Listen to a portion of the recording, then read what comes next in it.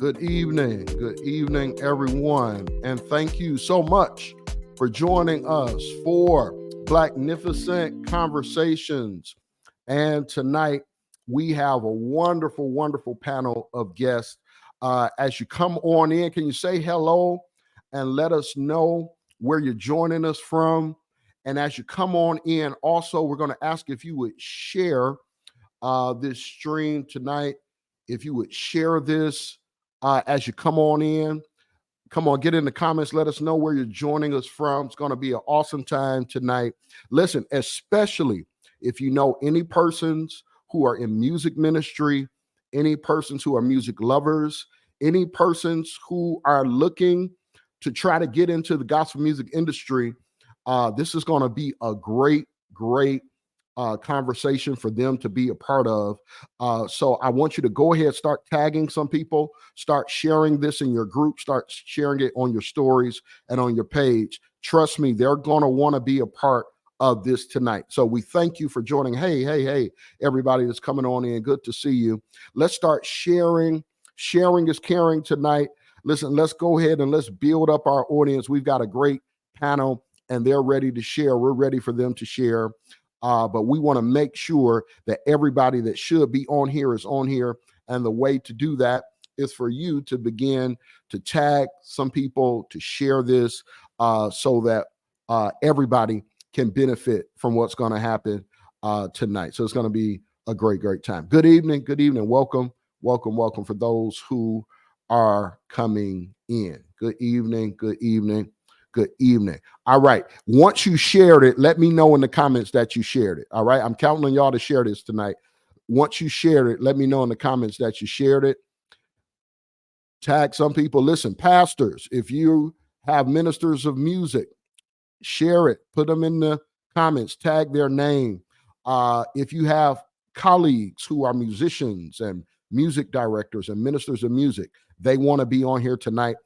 So make sure you tag their name. Share it on the page. Let them know that Blacknificent Conversations is live right now, and they want to be a part of this tonight. All right.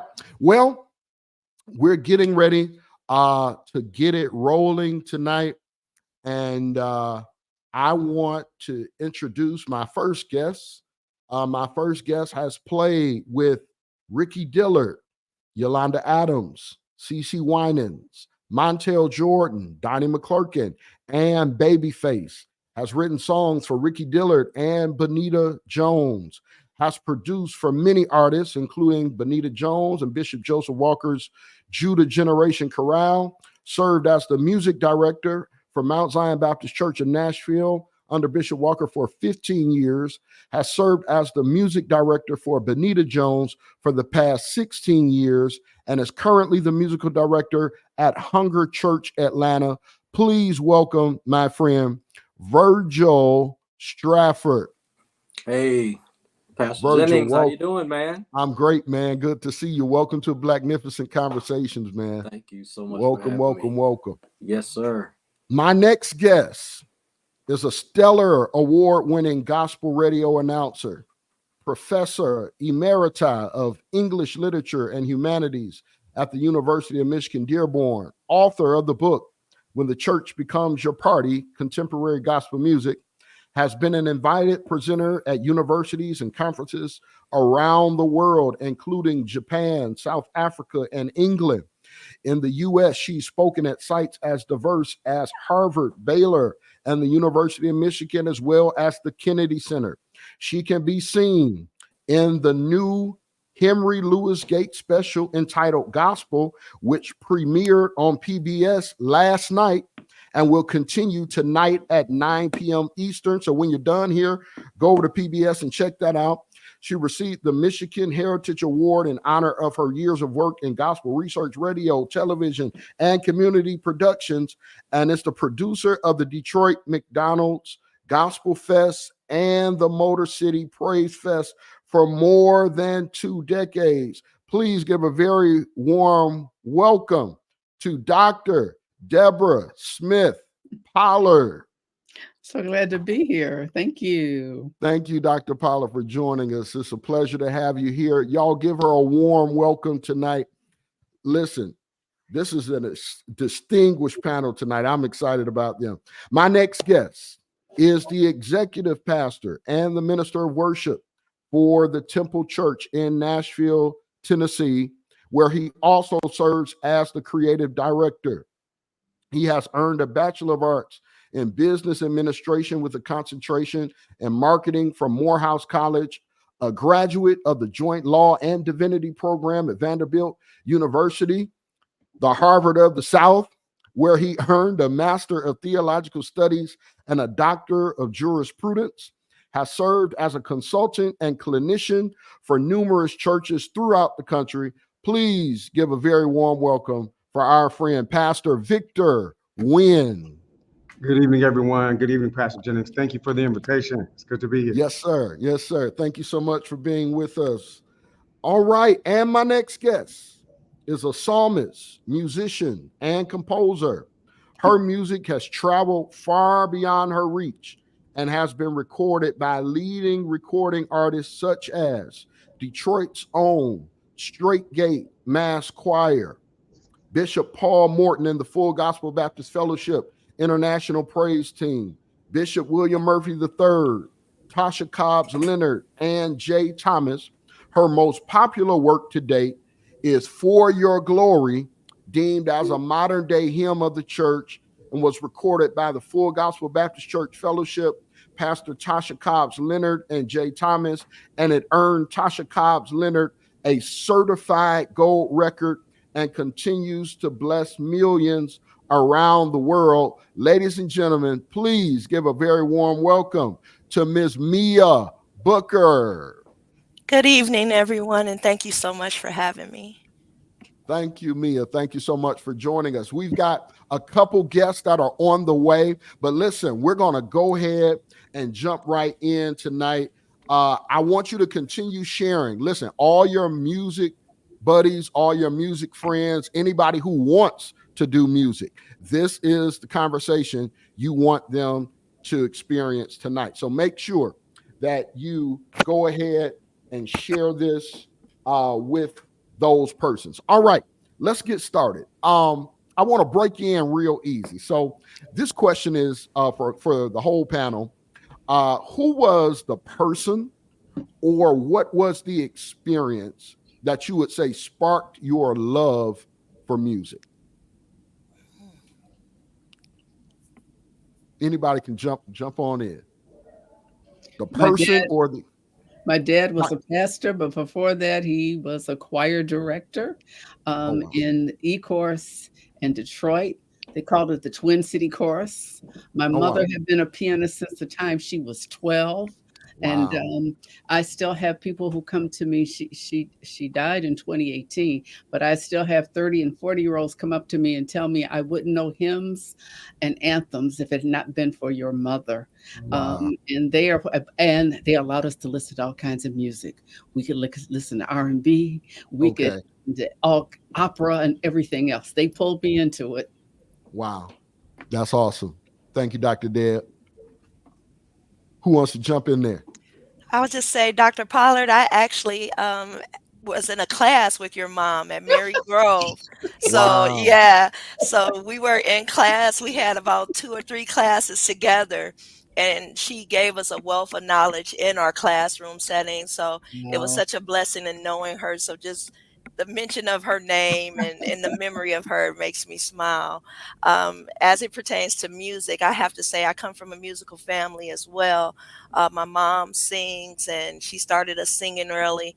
My grandmother sung. My brother, his name is Anthony Booker. He's a renowned guitarist known all over the country for his gift. That's my So, guy. yeah, so he Mhm. was definitely a major influence in my life. And also Mamie Reynolds, who is a renowned musician in Detroit, organist. Those were the individuals that really sparked music in my life. Hmm. Wow. Wow. Good stuff. Wow. I'll jump in. I was that kid that probably from 2 on that was drugged to church by my grandmother. I spent 40 years of my life, and we went to everything all day long. She sung at funeral homes, afternoon teas, and Oh, back then wow. you couldn't have convinced me that I would be doing this today because I thought it was the craziest thing I ever saw in my life. It still is, but in a great way. My grandmother, Wow. and I even when I came to Temple, oddly enough, she ended up joining the choir at Temple Oh, many years wow. later. Yeah, and so the person who taught me to love the music, it was wonderful to actually serve with her. Isn't that something? Oh. Good stuff. Well, I grew up Seventh-day Adventist, so if you know anything about that experience, Friday night sundown to Saturday sundown, uh, nothing secular. So my entertainment, there was an organ in the house, and then there was James Cleveland Edwin, Walter Hawkins, Andre Crouch. There's an array of records. So my entertainment for that 24 hours outside of being at church was sitting up on the organ trying to pick out what I was hearing, and Wow. that just became just a thing for me. It was just what I cling to. Mm. Wow. Yeah. Wow. Awesome. Awesome. All right. Now, so when you get started, you're not always that good right away, right? That's right. Sometimes you're tinkling or sometimes you're trying to get those notes and to develop that voice. But when was the time when you kind of got to the point where it's like, okay, you know what? I think I'm pretty good now. Like what was it? Was it a song that you played, a song that you sang? Was it something? Was it a concert? Was it what was it? What was that point where you said, you know what? I think I'm actually pretty good at this. This might work. I'll jump in. So when I was a senior in high school, I was over the teen choir at Temple at the time, and we did this summer concert in August, right before I was about to go to Morehouse. And literally, the minister of music happened to be in town at the church in Atlanta, and offered me a job on the spot. So I started at the church, working for a church in Atlanta, the Sunday before I even started college, and ended up staying there for 6 years, becoming a minister of music at that church. But it's kind of in that season, I was like, you know what? I guess I'm actually doing all right at this thing, right? Since somebody Yeah. hired me on the spot, knowing I was going to make that move to Atlanta. So it was really cool. God bless. Okay, good deal. Playing around church, my early teen years, and playing for the youth choir, sometimes the adult choir, when I could find my way out of playing in everything in C. Amen. I was doing that, and I thought I was pretty good then, but I don't know how it was. But anyway, just so happened at a certain point, our organist was the music director for Ricky Dillard and New G, and he saw fit to, hey, come out to this rehearsal. Uh, okay, and went on out to the rehearsal, and by the end of the night, I was part of New G's band. Oh wow. Played aux keys. That the setup was organ. That was the dominant instrument, and I was playing aux, and then there was bass drums, everything else. I don't think my kind of like aha moment was when we backed up Myrna Summers. I don't remember where we were, but we had done it once at a TV show, Saturday Night Sing in Chicago, and we did it once. Okay, that was great. Well, this trip, I was thrown into the piano pool. You know how when you're teaching a child how to swim and you just throw them in the pool? Yeah. I was thrown in foundation mode. Wow. And found myself in that moment just kind of responsible for directing the ship behind her and just making sure the choir and Myrna Summers had everything she needed. And I think that was a moment where I was just like, well, this might work. Okay. Yeah. Good stuff. I think with my music, I really realized the impact of um, the gift that God placed in me with songwriting was um, two times. One, I had sung actually For Your Glory at a conference that Bishop Morton was attending, and we sung the song, and then we did another song afterwards. And when he came out, he said, "I want you to go back to that song." So we started singing. My Lord. We started singing the song that came after Mines, and then he said, "No, not that one. Go back to that one." Said no, And not that one. Come on now. yeah, and we sung, we ministered the song. So maybe 3 months go past, and I'm at home watching the Word Network. Full Gospel conference was telecast live, and I'm sitting there. I had a plate of food on my lap watching the conference, and then the next Wow. thing I know, they start singing my song. I didn't even know Wow. that someone had learned it in the service that we sung it Wow. at. And then to see the response of the believers and just being drawn into the presence of God. And that's always been my prayer, that my gift would make room for God to dwell and that people would experience Him through the music. So to see 25,000 people begin to worship God through something that God wrote through me, that's when I knew that, okay, maybe, it's a little bit more to the gift that God's placed inside of me. Wow. Yeah, that's awesome. That's awesome. Listen, one of our guests has arrived. So I'm gonna give him his introduction. My next guest is drummer extraordinaire, one of the hardest working musicians in the industry, has been blessed to work with some of gospel's greats such as Kurt Carr, Marvin Winans, the Clark Sisters, and Dietrich Haddon. He has also worked with smooth jazz artists like Julian Vaughn, Leon Roundtree, and Alexander Zoniak, and many others. He is the musical director for his aunt and renowned gospel legend, Vanessa Bell Armstrong. Y'all, please give a very warm welcome to my friend, Mr. Myron Bell. Hey, how's it going, everybody? Hey, Myron, how are you? Great. Going great, man. Pretty good, good. Welcome, Marcus, welcome, how's it brother. going? Thank you. Man, Thank you for having me, my man. friend. Man, I appreciate you, brother. Listen, we having Yes, a good sir. time already. Listen, you want to jump in I on see. this question? So we're talking about, when was that moment where you realized, oh, you know what? I actually might be kind of nice. I might be okay at this. What was that You moment for know, you?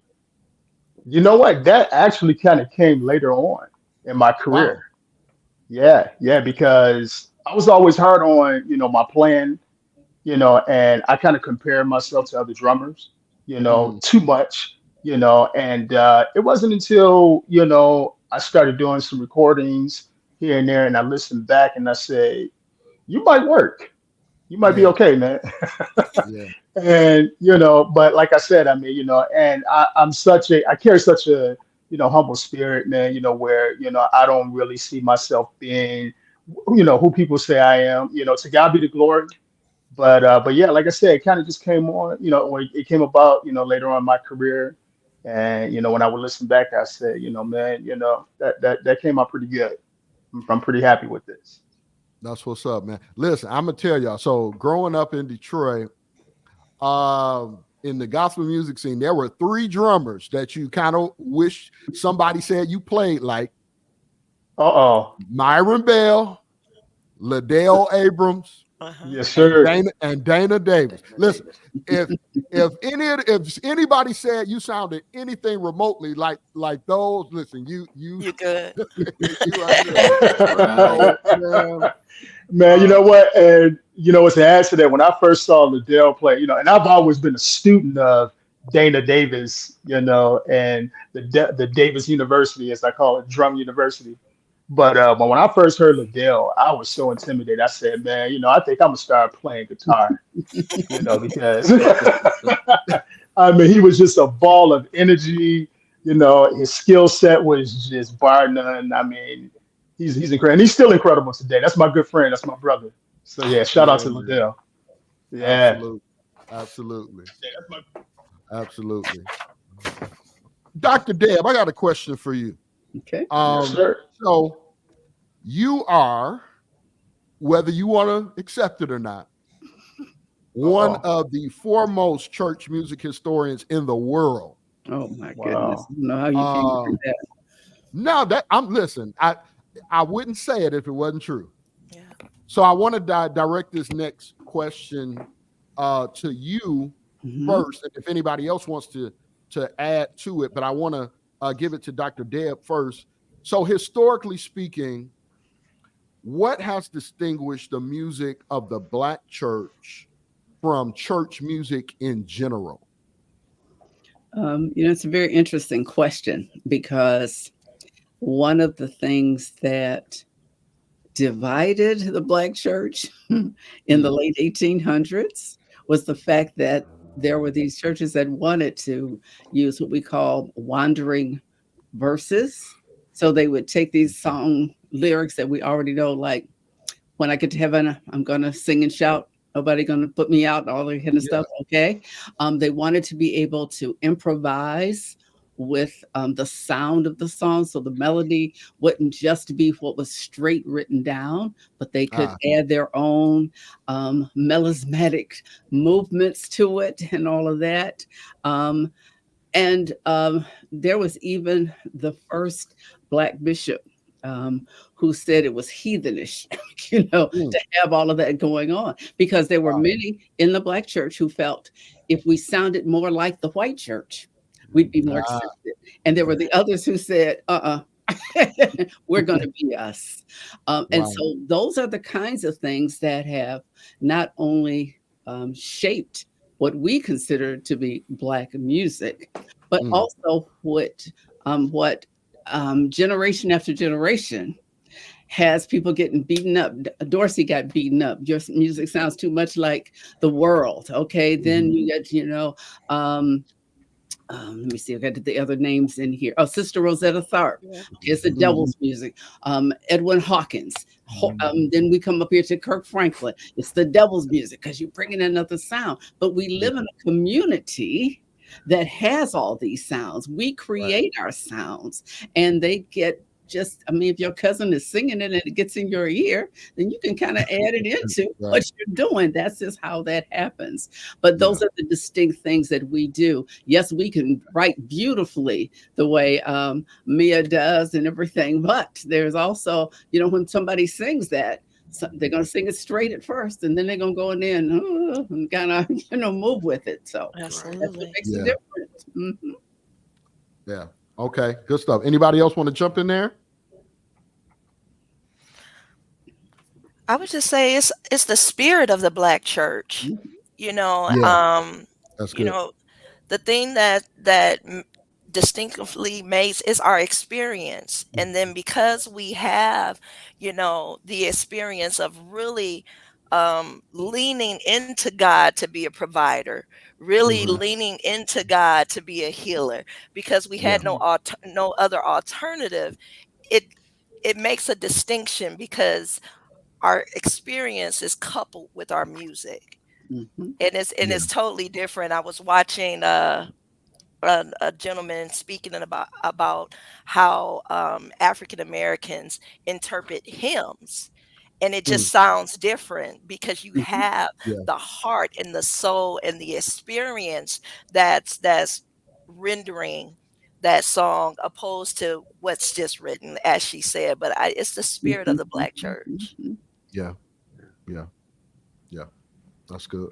Can I That's just good. add to something she just said, and one more thing, which is that, and Absolutely. it's also our experiences in the community, whether it was going through Yeah. civil rights or Right. even before that, slavery, Right. or Absolutely. Black Lives Matter, okay? Right. So that Yeah. also helps to shape what we're singing and how we deliver it, whether Right. we Absolutely. can change some of those lyrics as we did during the civil rights movement and as we continue to do when you start thinking about, oh my God, my cousin just passed away because the police officer did X to him, and then you sing the song, but then you can add something else in there because it's what was bursting in your heart at that moment. Yeah. Yeah. Those European arrangements a little too cute and tidy for what we were going through. Mhm, Yeah. mhm. Yeah. Yeah. Man, listen, this is good. I got a question specifically for Pastor Victor. Now, if you don't know this, I'm going to let you know right now. If you want to experience a church music ministry that has um figured out how to do it well in a lot of different ways, you want to, if you can, visit the Temple Church in Nashville. So the Temple Church has managed to create one of the most dynamic and versatile music ministries I've ever encountered. And that's saying a lot for somebody who grew up in St. James Right.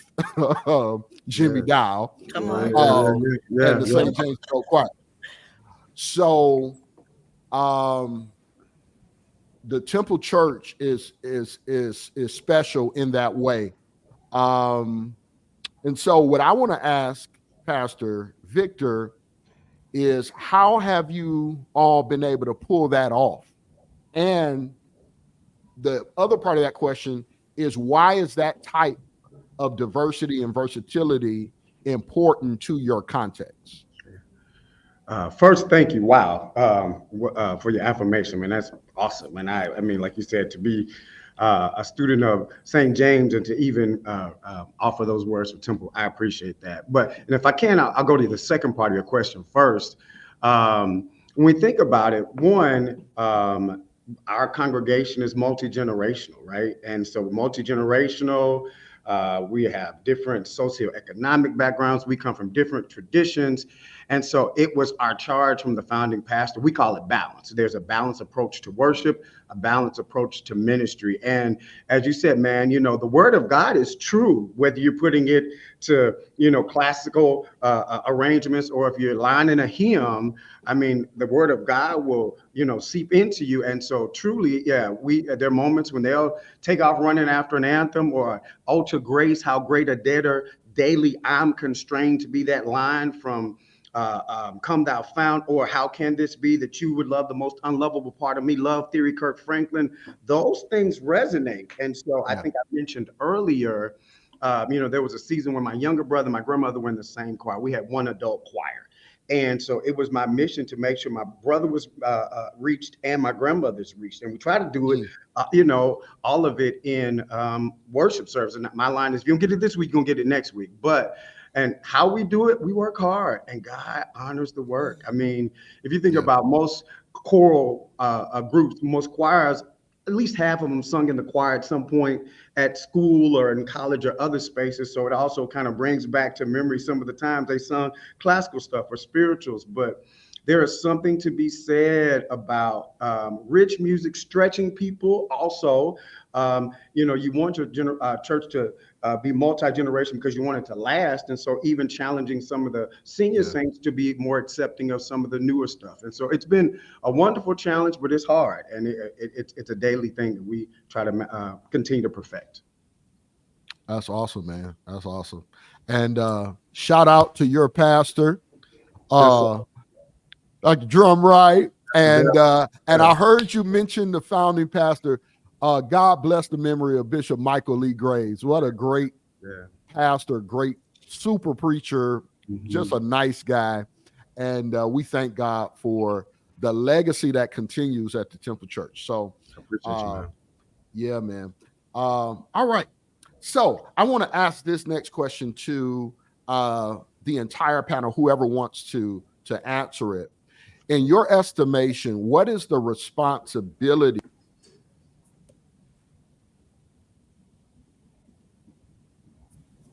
We lost you, brother pastor.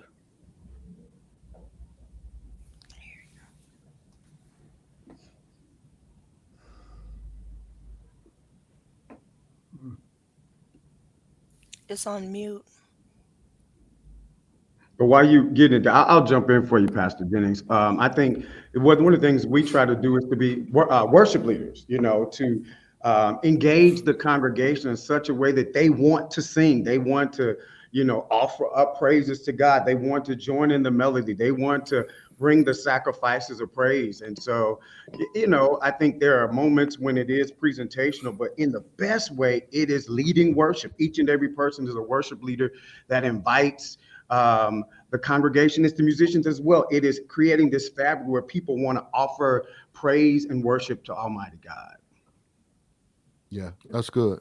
That's good. Anybody else? The responsibility of the music ministry to the worship experience. What is that responsibility? Definitely to set it. I'm sorry. Yeah. Go ahead. And that was another thing I had on my mind too. Go ahead. I was going to say the preparation part, and it's so important to experience what you're singing. So I always tell, where I serve at Abyssinia Christ Church, Center Church. One of the most important things that I push is that when we come into our rehearsals and we have our time, that's our time to experience God through the music. So on a Sunday morning or whenever we serve the people, it's not foreign to us. The presence of God is not foreign to us. Practicing the presence of God. So we'll know where to go because we've been there before. So we're not really taken by surprise too much in terms of the movement of the song and even being free in the song, Yeah. So, it's important to prepare. Absolutely. Yeah, that's good. That's good. When God created earth, he created everything, put everything in place for us to survive. He created us last.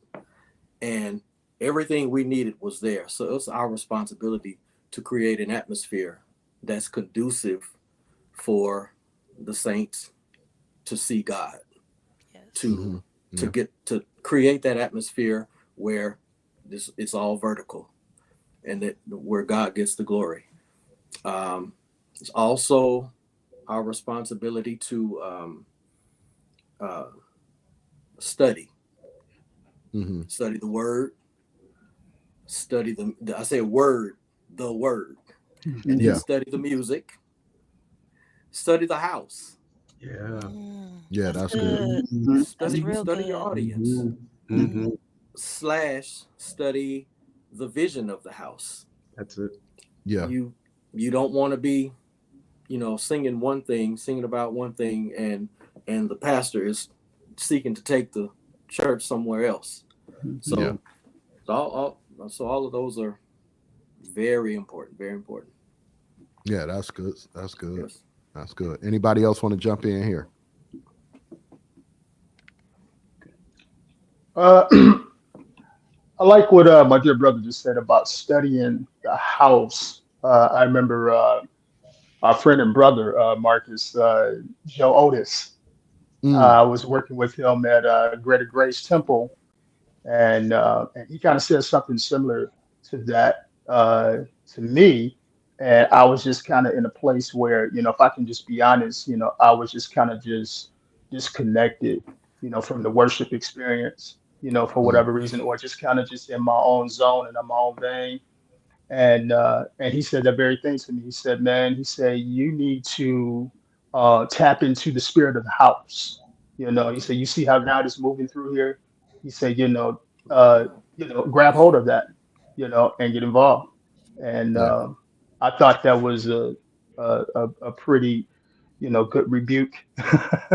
Yeah. Because like I said, I was just kind of, I don't know, I was in another headspace, and yeah, he kind of just, opened me up to that. So Yeah. I like how That's he awesome. coined that.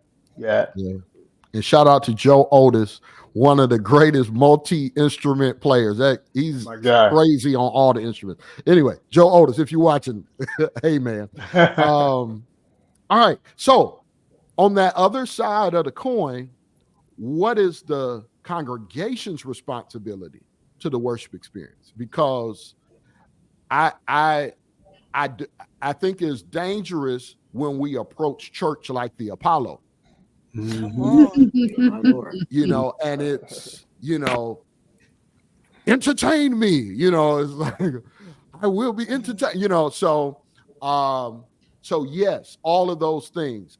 And I pray that our ministers of music that are on here, and if yours is not on here, please share this, because this is some good stuff. This is some good stuff. But conversely, so what is the congregation's responsibility? So if the music ministry does everything that we just said, now what is the congregation's responsibility to the worship experience? Get off your phone. What you say, Dr. Deb? Get off your phone. You said, get off your phone. Yeah, actually be in service. Yeah. Dr. Deb has spoken it. Get off your phone. Engage. Lord. Yeah. Yeah. You got to enter in with Come on. praise. Yeah. Thanksgiving. Come that's, ready. That's the response. You've got to bring it with you. Bring your praise. Bring Come your ready. worship. Where the word is concerned, bring your hunger. Yes, Lord. You go to a restaurant, you've got to bring an appetite, and you've got to that's bring an good. intention to receive. I don't go to a restaurant and what you want to eat, but go with the intention of having an encounter with God. Yeah. Absolutely. One of my favorite words in my church, intentionality.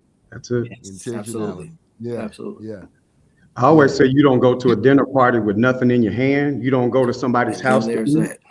without bringing something in your hand. And so bringing the sacrifice of praise, bring something with you. But so often, we hear this line, we come for the word. So you're just sitting there getting fat off the word, but you're not bringing anything with you, not offering. Yeah. So again, you come in to eat and eat and eat, but if you're not bringing anything, at some point it's one side and you're being a little tacky and a little selfish. So.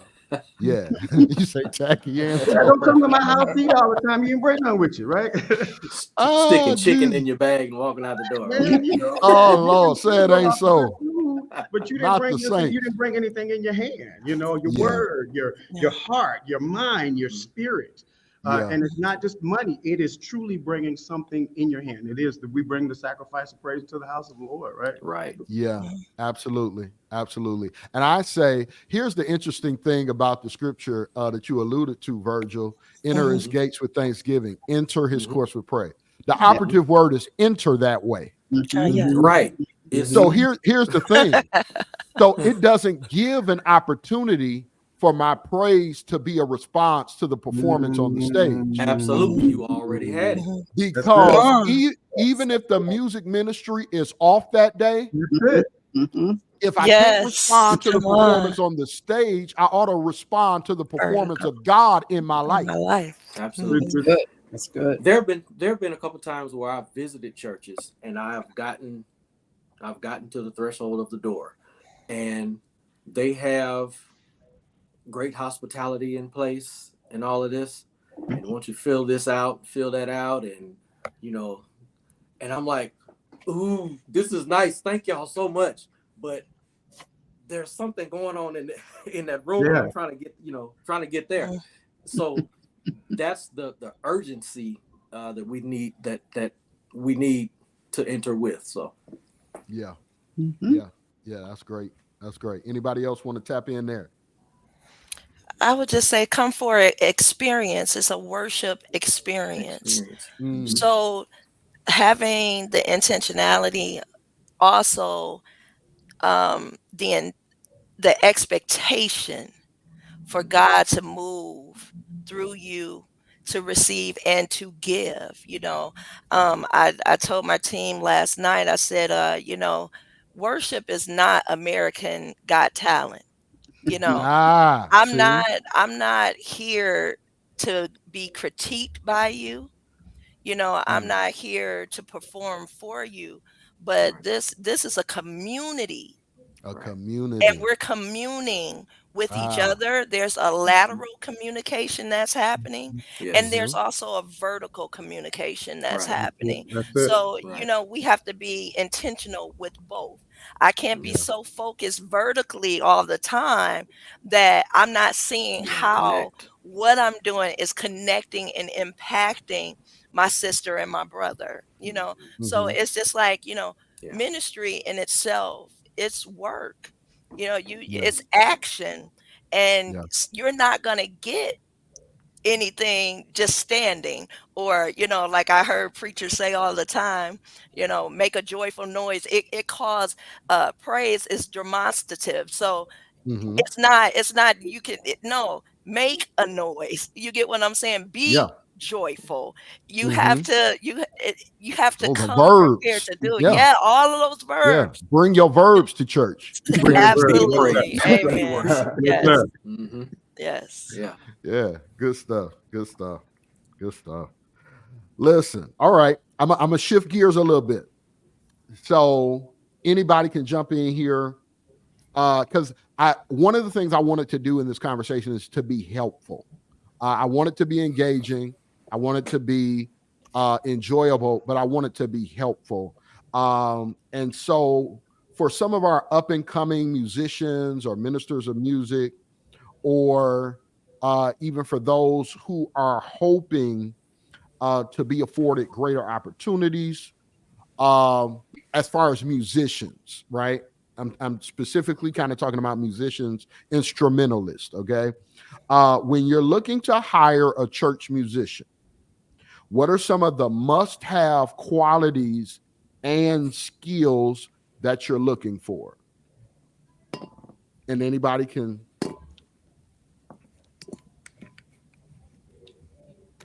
Let them go first. I'm gonna let the real musicians take that. Good. Oh Lord. Oh boy. I think it's important that we bring in someone who is uh, excited about the ministry itself, and not just so much I'm here to showcase my gift and my talent. Um, yeah, I think it's just important that we again, kind of like we were talking about earlier about that whole thing of tapping into the spirit of the house, and Yeah. and just kind of just coming for a worship experience as well as doing my job as a minstrel. Mm-hmm. Um, yeah, and somebody who's going to come and add to that ministry, and bring about ideas as to how they can kind of help expand the ministry of that church, and Yeah. more so just about how can we together grow as a team, what I'm saying, and not just again just here to show my chops, show my skills, Yeah. so I think it kind of starts there. Okay. Good. Good stuff. I would say spontaneity. Be able to. I don't want. I'm trying to get away from the deep words. But Say be the able deep to word, Virgil. respond. Flow. You know, be able to respond, be able to respond to what's going on in the worship experience. And can I say something?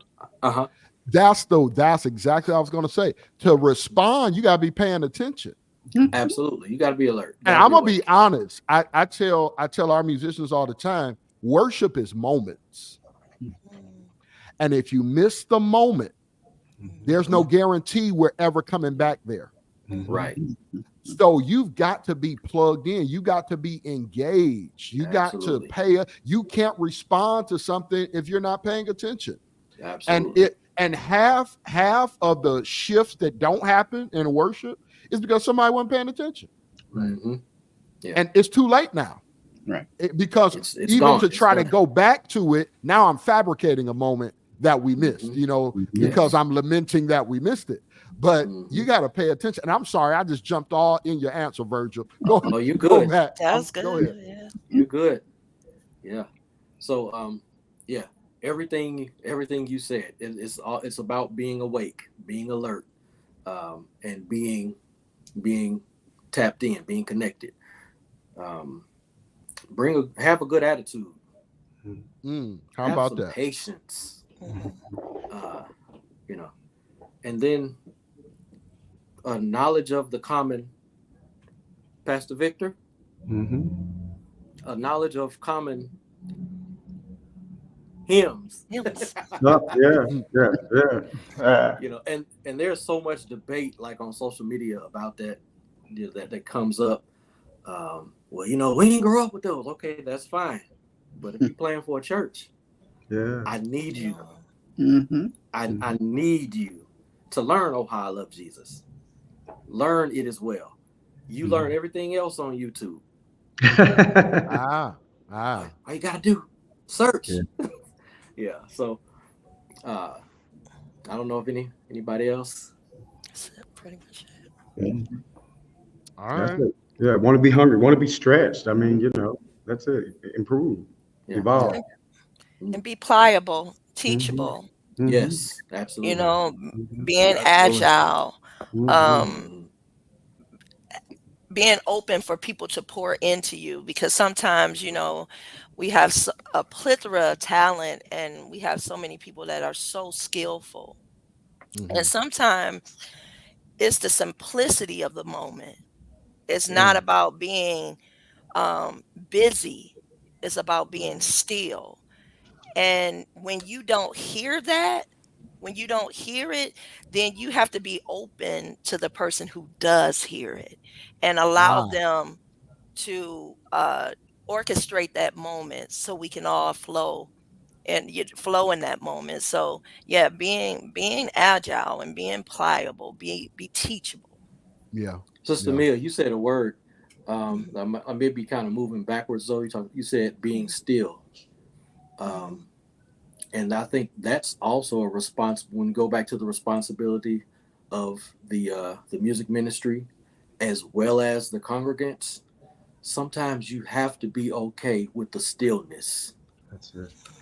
Be good with saying nothing and just being in his presence. Right. Yes. A lot of times we are so focused on always making constant noise. And that's what true. It just ends up being is noise. But we've got to be content with the stillness. Yeah, that's good. And it's so important to communicate with your leaders, pastors, and really having their heart, because it's so important in those moments for you to know the boundaries that you operate in, because a lot of times, feeling the pressure of what's coming next. We have 5-6 things that we have to do after this, and you can really feel, but you have to know your leader, or if it's a look, or can I stay here? Can we just be still? Because a lot of times you don't want to work in contrast with what they see, because you have some leaders that I don't care what you feel, we go to the next thing, boom, boom, boom. If we have Yeah. to come back to that, I mean, being honest. Yeah. And then you have some people who give you that liberty to just be. So Right. Yeah. yeah, it's important. Yeah. Communication is everything. Yeah. Yeah. That's good. That's good. That's good. All right. So, Dr. Deb, so besides being one of the foremost gospel music historians, you are also a stellar award-winning radio host, and in my estimation, one of the best to ever do it. So, Absolutely. but when you're putting together that Sunday morning playlist for your listeners, what is that process, and what are you hoping to achieve? What are you hoping to give us on that Sunday morning commute to church, or those who are convalescing and can't get to church, but they're looking for that Sunday morning list? How are you going about that? Um, well, for the last, it's coming up on 6 years that Glenda Curry and I have worked together. People Okay. didn't think it was going to work out because I'm a boomer. She's a Gen X, right? And it works so well. Sometimes my husband will call and say, "Are y'all having a party in there? What is going on?" Well, thank goodness we have connected in so many different ways.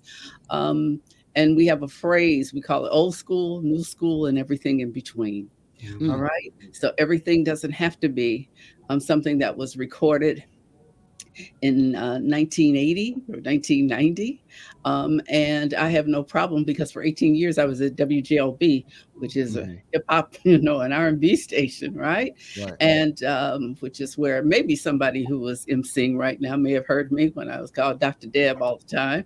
And I would tell the grown folks who were listening, I said, if you don't like holy hip hop, turn your radio down for about 5 minutes and then pray that those who are listening and they're younger and who like that sound can connect to God through it.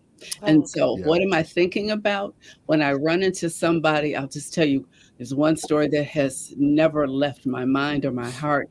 And somebody said, I was playing a song by Blackstreet, I Know the Lord is Real. And she said, I was Mm, on drugs for years. She said, but when you played that, she said there was a day when it just changed my life. And I wanted to come up and tell you that I have been off of drugs for more wow. than 5 years now. Come So on. what I Come on. pray is that there's something that we play that'll reach someone wherever they are. Sometimes somebody is feeling sad about something, mad about something, distant or hurt because somebody has passed away. And so that's why we just try to balance it out. No, we don't. Yeah. Yes, we look at the chart to see what's going on, but that we don't play all the things that are on the chart. That's why we Mhm. put together a word for the week and put a song in there that we hope will bring people in. So that's what we're thinking about. And as I walk out every single Sunday, I say, thank you, God, for giving me another opportunity to bring people close to you, and bless through Glenda and me and the music that we play so they will become closer to you. That's what I try to do. Mhm. Okay. Amen. That's awesome. And I think you're doing it quite well, Dr. Oh, Deb. So thank you. Thank you for that. thank you. Yeah.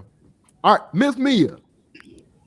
So when it comes to modern praise and worship, particularly in the Black church, for your glory, listen, it's a couple songs that air church has sang, and certain people sing over. Now, some of them ain't had no business singing it, but they sure sang it. That's one of those songs where any given Sunday, think it not strange if somebody breaks out singing for your glory. So, and what an awesome song. Thank you for gifting us that, Praise and not keeping it inside. That's right. Um, but what space were you in when you kind of wrote that? And did you foresee this? Did you ever imagine it would be this big of a song that really has become a staple of worship in church? Not at all. I wrote this song. I was in my early 20s. Mm, I was going through the greatest challenges of my life with my identity, my mm, sexuality, so many things that I was going through. And I was kind of like my mom at the time. I was living at home in college, and uh, my mom and I, we weren't seeing eye to eye. And basically, she was like, you are not, this is not who I raised. And, she was Mm, pretty upset with me. And I was in a place of distress and anger, because I felt like, God, I lived for you. And now I have this challenge in my life. So I was kind of like living out my car. mm, And uh, wow. I parked at my church because I was like suicidal. So many Mm, things that was going on in my life. And at Abyssinia Christ Centered Ministries, I had it was a tree that I loved and a bench under the tree. And it was raining that night. And I sat there and I was sitting under the tree and I was angry. And I began to pray. And the prayer was, Lord, if I find favor in your sight, Lord, please hear mm, my heart's cry. I don't want to be here. I don't want to be bound. wow. I don't want to be defeated. And I've lived my whole life for you, and you chose me, but I chose you. I wanted to live for God. Come And on. I just Wow. began to cry, and it started to rain. And I Mm, called my mom and I said, Mom, I have this song in my heart, and can I come home and can I play my piano? And I sat there and wow. played it. I heard the music. It was the prayer that I prayed, and I played it and I sung it. And the thing is, after I hated the song because it was Really? so painful to me, Ah. and it reminded me of my testimony that was embarrassing. Mm, you know and I was like, oh my God, I just don't like it. And I was playing some original music at a um dearly departed Eric Coates was having a concert, and I went with a friend to a rehearsal, and I mm, was playing some other songs that I wrote, and he said, Mia, um, can you sing something else that you wrote? And I said, well, he said, I want to record it. And I said, well, here's a song that I don't want and I don't like, let me just play it for you. And if you can do anything with it, great. I started playing it. Pastor Rod Lumpkin walked in the door. mm, He said, um, that song, I want to sing it. He said, matter of fact, you come and sing with me on my choir, and the rest is history. wow. So God took a very painful and like a terrible time in my life that I would not want to revisit. And he used that vehicle to minister to people in my city. Everybody started singing it in the city before it went national and everything. And it was like, God, I couldn't get away from it. Um, and everybody started singing, and then Full Gospel started singing, and then other churches started singing it. But I just want to encourage somebody tonight that sometimes it's your most painful experience in your life is the times that you may feel the most defeated, but Yeah. his grace is sufficient. And Wow. that one song, and I have hundreds of songs, guys, but that one song has sustained my life. Mm, It has broken uh, the spirit of poverty over my life in wow. certain times of my life, um, through something that I didn't ask for, but God saw fit to give me. And I'm so Wow. appreciative of it. Wow. Mia. Mia. Wow. Very Wow. powerful. Yeah, amazing. Wow. Wow. Wow. Yeah. I'm like him. I like the song more. Um, Yeah. wow. Thank you. Thank you for sharing that. Thank And you. thank you for letting me share. Wow. Wow. Come on, man. Shoot. We at First Baptist, we singing For Your Glory Sunday, just so y'all know. I Um, love that listen, song. listen, I So, know Vic is gonna have to jump off in a sec. I got one last question I want to ask everybody very quickly, and then we're gonna have about 3 to 5 minutes of fun, and we're gonna wrap tonight. I hope y'all been enjoying this. This is good stuff tonight. So what advice would you all offer to someone who aspires to have success either in the gospel music industry or who desires to have an effective ministry at their local church? What would you say? Hmm. Do it.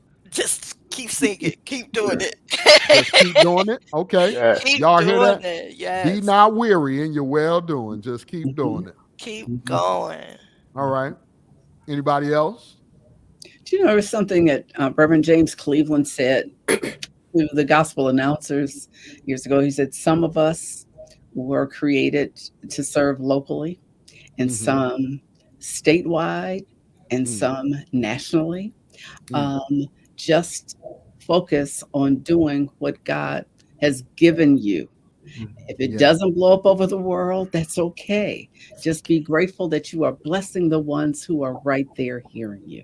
And that's it. So, everything is about That's being good. an influencer now, and having Yeah, millions and millions of people. That's not going to happen for everybody. that's But if right. you just got somebody who every Sunday is coming up and saying, your music blessed me, you encouraged me, you kept me from, falling off the cliff or whatever, then know Yeah, that you're doing what God sent you to do. Don't look at that's good. anybody else's. Just focus on what God gave you to do.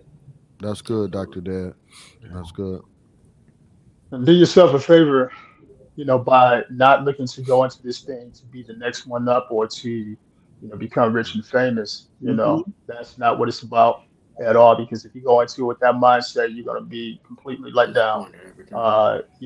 You, um, gospel music is a calling. As a matter of fact, I don't even call gospel concerts or musical events gigs anymore. I call them assignments because, Mm, as minstrels, we are assigned to do what he's called us to do. That's good. mhm. So, if that be the case, then you're going into it with the mindset of, I'm doing, you know, um, what God has placed in me to do, and everything else, that I desire, to benefit from this, he will give the increase. So don't worry about what it can do for you. 'Cause like I That's say, right. you would be highly disappointed and let down. So just continue to be, another thing that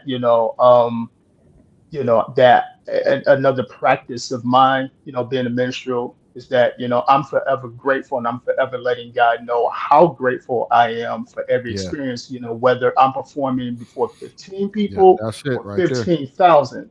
Yeah, Yes. Because that's it. again, this is an assignment for me. So um, and I think the more that we're grateful and we show God how grateful we are, then He will continue to elevate us, and He will Mm, continue to, put us in those places that we always dreamed of being, yeah, because we're honoring Him, and we're making it all about Him and not about everything else. So yeah. I would say That's that. awesome. Yeah, and if I could echo what Brother Myron said, I was going there actually. I was like, if it's 15 people or 15,000 people, you still, give it your all. You give it your best, and you just never know how somebody in that 15 or somebody in that 15,000 will be, their lives will be impacted by you Yeah, continuing to give God your best and giving it your all. So. yeah. That's Absolutely. good. That's good. Anybody else want to jump in there?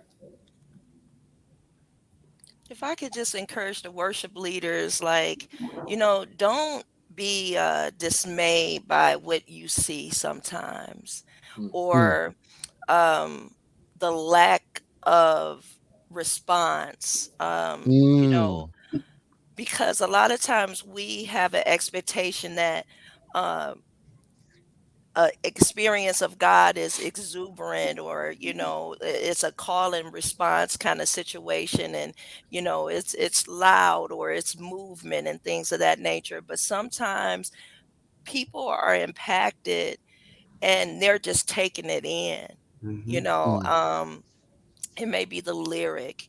It may be the space between the lyric and the music that they're being ministered to in. And you just can't go by what you see all the time. Just know that Yeah. you prepare yourself.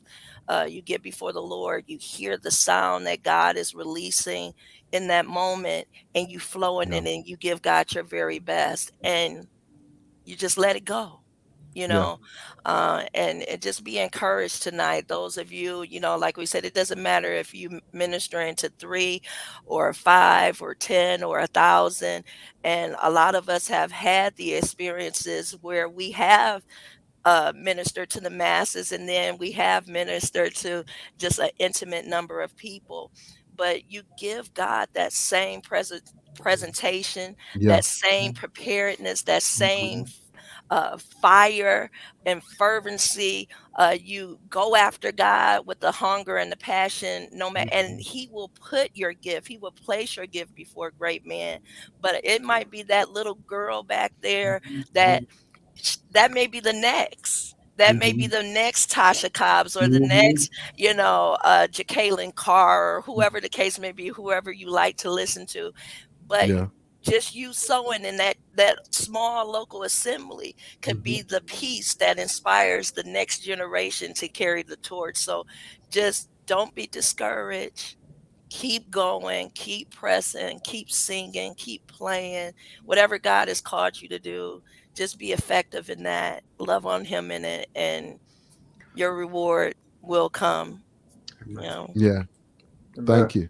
Now I'm gonna say something because I kind of know all these people, and I'm gonna tell you what's a common denominator. I tell worship leaders all the time, you can't create a good atmosphere with a bad attitude. Hmm. Part of the common denominator of the people that are on this panel, and I'm grateful that they have good attitude. See, and people don't think that matters. They just think if you're gifted and talented and it's just going to work. But it's hard to create a good atmosphere with a bad attitude. And so It is.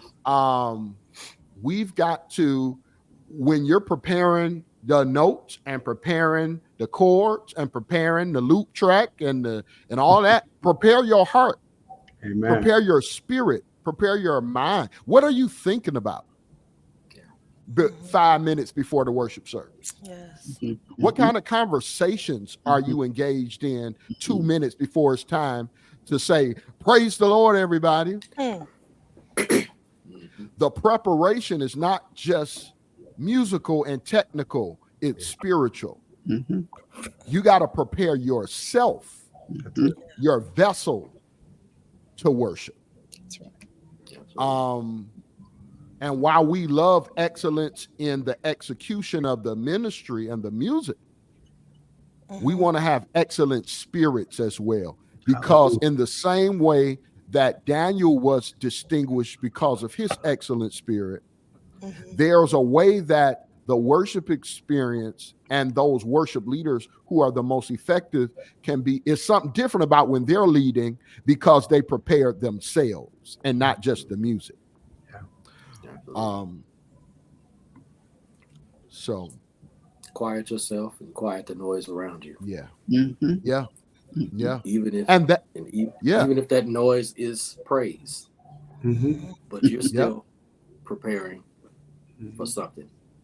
Quiet your atmosphere. Yeah. Yeah. And culturally, we don't do that well with the quiet.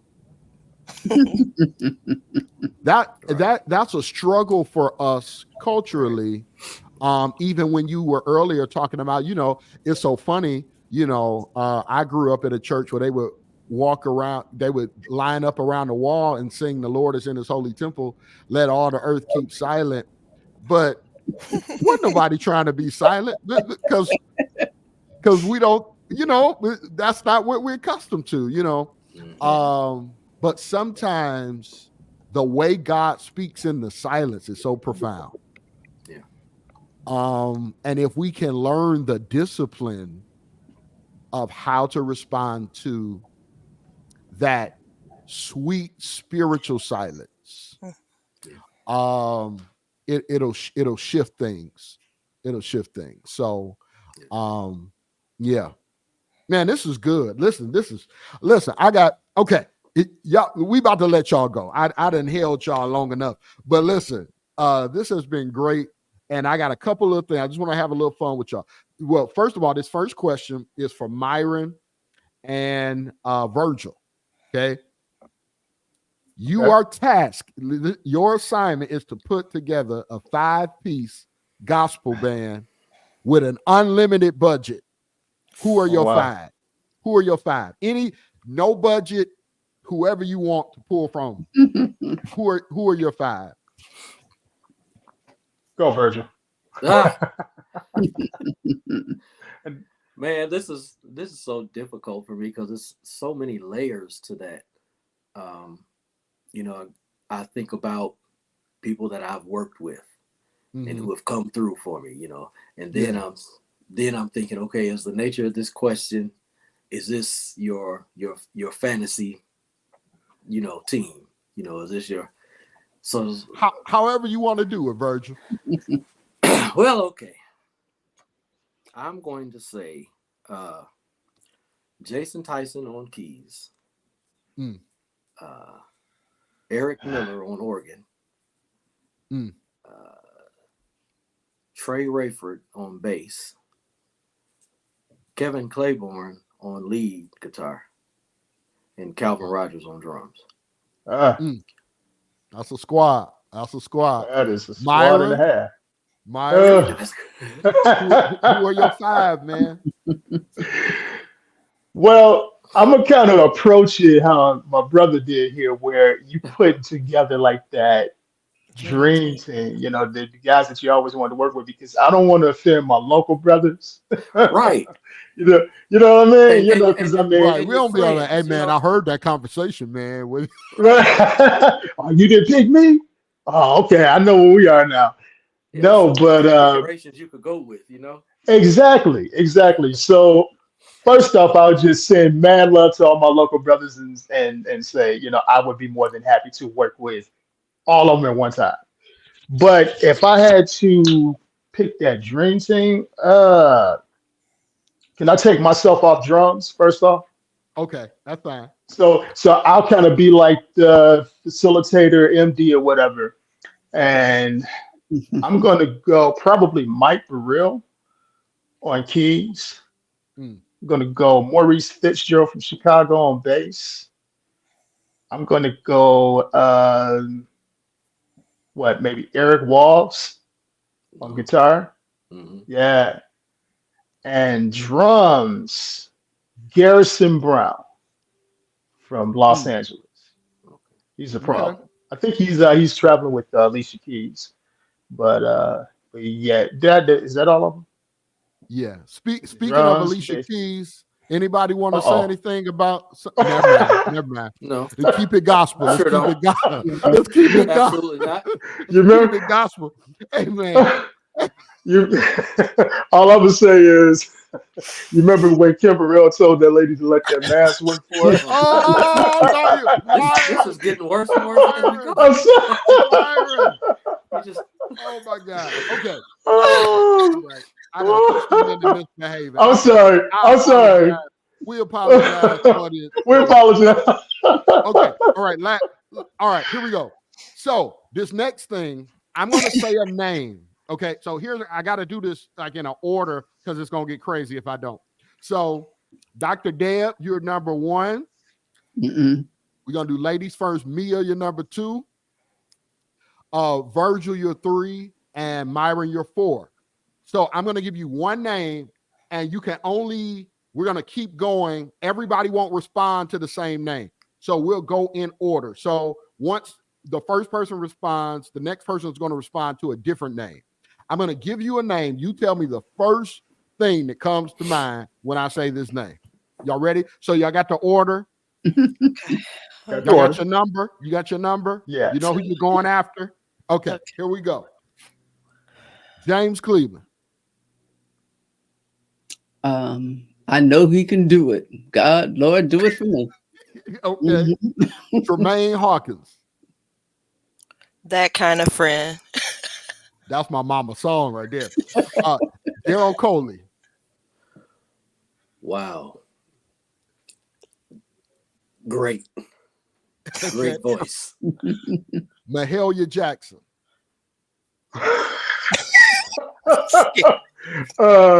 Soon I will be done with the troubles. Is that, did you do that? Oh Lord. Now, Jonathan did I? McReynolds. Okay. Back on you, Dr. Dead.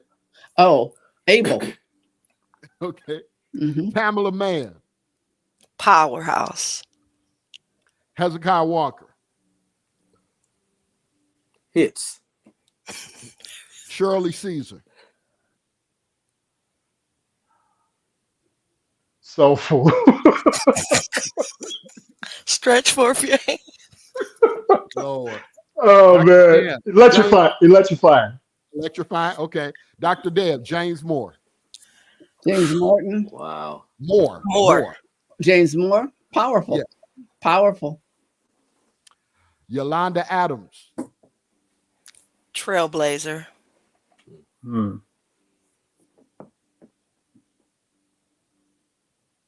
Uh-oh.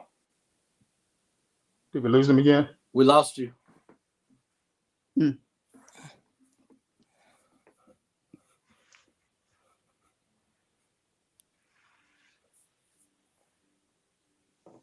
Oh, technology is so fun. Yeah, I know, right? I'm back. I'm sorry, y'all. No. Okay. Yolanda Adams. Mia. Trailblazer. Okay. Walter Hawkins. Whew.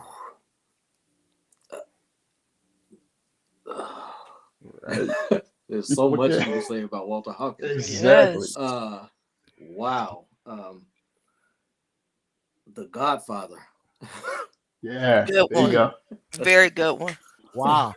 But Okay. contemporary music, Wow. yeah. Goodness. The Clark sisters. Clark Clark sisters. sisters, just amazingly talented. Mm. Okay. Lord. John P. Key. Oh. Joy inducing. Joy inducing. Come on, Dr. Deb. Kurt Carr.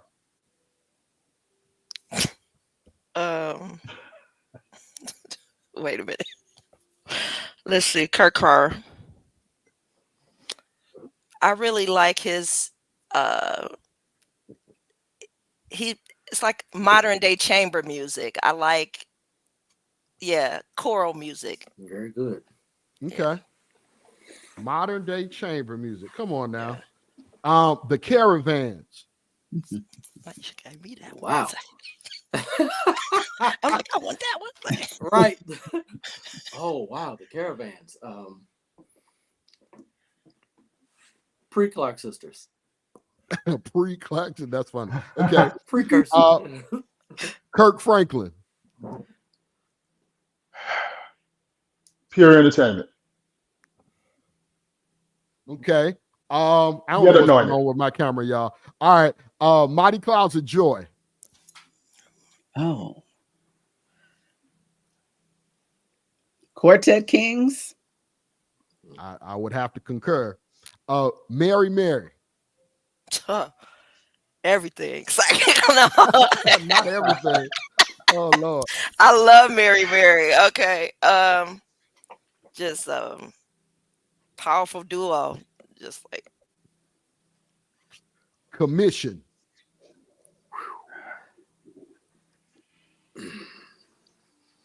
Wow. Commission.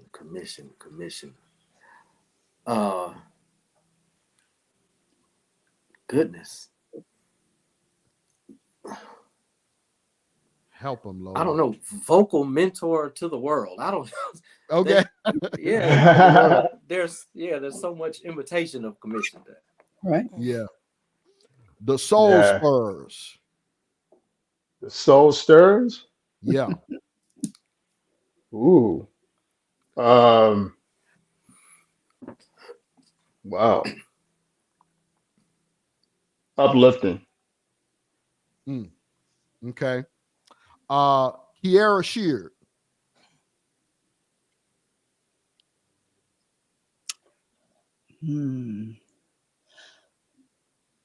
Legend continuation. That's a good one. That's a good one. Okay. 5 Blind Boys. Scary. No, I'm just playing. No. What? No. When I was when I was young, I saw that play that they did. It was like a mythological play. Do you remember about the god that had his eyes taken out? It had the guy who played in Lean on Me. Was the Morris? What's his name? Garrett Morris? Oh, Morris. no. Lean on Me. Morgan Freeman. Oh, okay. Yeah, it was a Yeah. play that they played in, and it was so scary to me, and I just remember that. So that's what it. Sheesh. Well, I just want you to know that was a very funny answer. Okay. All right. Marvin Winans. Oh. Goat. Yes. Yeah, there you Come go. on now. Yeah. All right. Vanessa Bell Armstrong. What are the chances that it landed on you? Oh man, so that wasn't intentional, huh? It was not. It really wasn't. That's crazy. Ooh, I mean, where do I start? Um, Timeless. A phenomenon. She's just, yeah. Or like, I use Virgil's term, and I guess this would be, for the gospel female department. She is definitely the GOAT to me. And I'm not just saying that because she's fam, but yeah. Oh no, VBA. Listen, Oh yeah. ain't nobody, Can we ain't say nobody like. underrated? Yeah. Yeah. I think she's one of those people. Underrated. Virgil, remember we talked about who doesn't get their due. Come on. Right. I think Yeah. Vanessa Bell Armstrong is one of those people who sometimes gets left out of that greatest vocalist category. Yeah. I mean, man, the stuff she does, it's Come like, on. what? Like you just did that, and then just gonna keep going like nothing happened. Like she did somebody's crossover or New Year's Eve service this year, last year, whatever, a few days ago. And I think I was on the road and I was watching it. And I mean, she got halfway through that set and I was in tears. It was just like, oh goodness, this is amazing. It's just it's something. All right, Ty Tribbett. Who is it on? Doctor. I think Doctor. That's mine. Yeah, this on you. Ty Tribbett. Kirk on steroids. Listen, I'm gonna be honest. I tell my wife this all the time. The most enjoyable concert that I have been to, secular or Lord, my little camera thing. Okay. Secular or gospel, has been Ty Tribbett. I mean, from the second he came out to the time I was like, woo. And I done went to see Prince and everybody. So I was like, factor. Wait a minute. It's just the it factor. No, I'm telling you, Virgil. I'm telling you, that Ty Tribbett concert, man, it was like, it took me back. I wasn't ready. I was not ready. All right. We got a few more. Donnie McClurkin. Awesome songwriter. Yeah. Yeah. I think they're an amazing songwriter.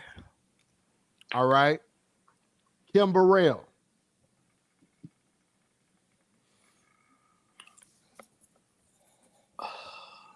Wow. Put your mask on before you talk, though. Let that mask work for you, Virgil. Oh my God. Oh my. Let that mask work for you. Right, that's the How best this answer man on right there. social media is making her out to be. Wow. Okay, we gonna move on. Because you know what? Because let me say this. I've experienced the praise side of her. You know, we always see the rebuke and whatever on social media. But I believe her praise for people matches, but we don't ever see that. Okay. So yeah. So you went deep. I was just talking about her singing, man. You done analyzed her and everything. Because that's the first thing that comes to your mind. Yeah. I'm messing with you, man. Right I now, know. Right. Yeah. To let that mask work for you. That's gonna live on. I'm just telling you, that's gonna live on. You know. Did you say far beyond our years, it will still be here.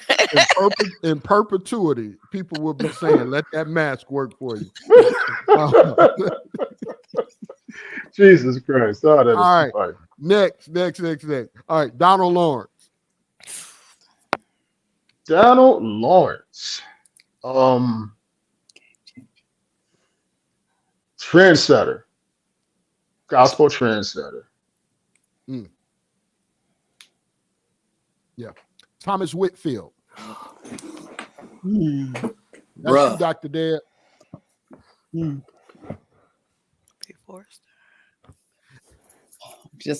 That'd be just one word? Or whatever you want to say. Oh. Come on. One of my all-time favorites. Yeah. The maestro. Absolutely. Absolutely. Uncle Tommy. My all-time favorite. Yeah. All right. Zaccardi. Oh boy. Is that Zaccardi Cortez? Yeah, Zaccardi Cortez.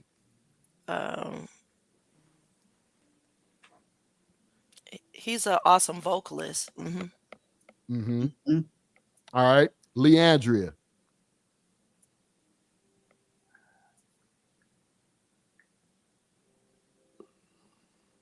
Hold on. Okay. And lastly, Richard Smallwood. The professor. Yes. My God. Yes, perfect. Literally and figuratively. Absolutely. Yeah. Okay. Last thing, y'all. Everybody can respond to this. Favorite gospel song of all time. Go. Favorite gospel song all time. Revelation 19:1. Hallelujah, salvation and glory. Love that. Mr. LaValle. Yes. Love that song. Absolutely. And it My has favorite. made a comeback as if it just got released. Didn't it? Yeah, man. Listen, that's why a good song is always going to be a good song. Yeah. Favorite song, gospel song. My favorite gospel song is Never Alone, Thomas Whitfield. Okay. If y'all haven't noticed, Virgil is a Whitfield fan. Oh my God. And notice that's the one that I feel never got enough credit for his contribution to gospel. And it's really, it's one because of his genius in writing, arranging, choral arrangement, all of that.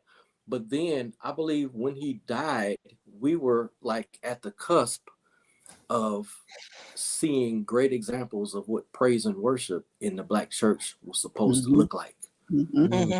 Which brings me to what I'm going to say is used for my favorite song, Overture of Worship. Precious Jesus. Yeah. He set an example with that Come song on. from the intro, the opening exhortation, all the way through the song to the end of the song at the end of the fade. Yeah. Overture worship. Wow. Yeah. Myron? It's just too many out there to call it, Mm-hmm. one song. I'm just gonna say the entire Andre Crouch library. All right. And that guy. Whew. Yeah, Crouch. Yeah. just Yeah. just a conglomerate of all his songs in one. That's the greatest song of all, greatest gospel song of all time. Wow. Wow. Wow. Yep. Okay. If you can't accept Jesus after listening to his stuff, Yeah. He said, And you there's no reprobate. hope for you, right? And they sleep on Sucks to that be you. last one. That last one Oh, was when he did fire. live? Yeah. I mean, Yo. that Oh, last my one God. was no. fire. Anytime I go on a road trip, Oh yeah.